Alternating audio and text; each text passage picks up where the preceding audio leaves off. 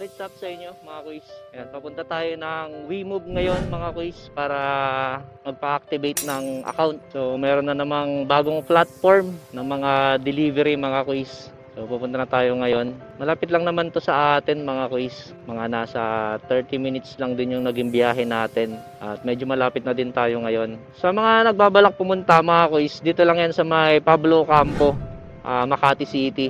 Pwede nyo namang i-google yung WeMove office.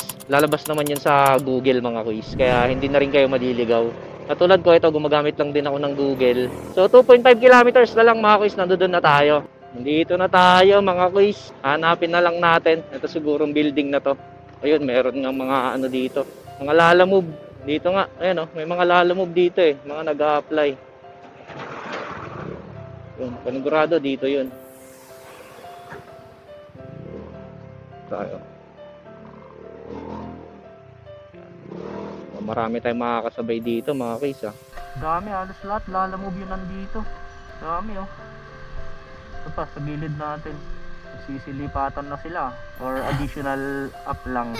Kakalabas lang ni Pops. Kung di man tayo makakuha ng video sa loob mga kuys, pagtapos ng orientation, paliwanag ko na lang sa inyo mga kuys. Yeah. Alright mga kuys, kakatapos lang ng natin, orientation tsaka activation ng account sa WeMove.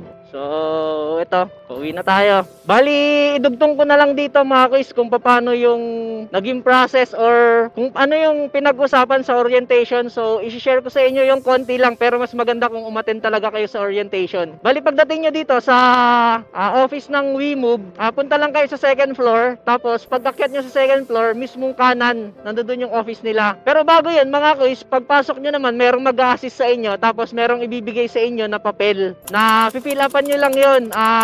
Information nyo lang naman yun mga kuys, yung ilalagay nyo, name tsaka address. Then after nun, ibibigay nyo sa kanila yung ORCR ninyo tsaka yung driver's license. I-check lang naman nila yun kung tugma dun sa inilagay nyong info nung nag-apply kayo kay WeMove. Tapos nun mga kuys, once okay na, mabilis lang naman yung activation ng account. Siguro mga wala pang 5 minutes mga kuys, okay na Tapos yun, paparestart lang nila yung account mo, tapos check mo, okay na. Ganun lang kabilis mga kuys.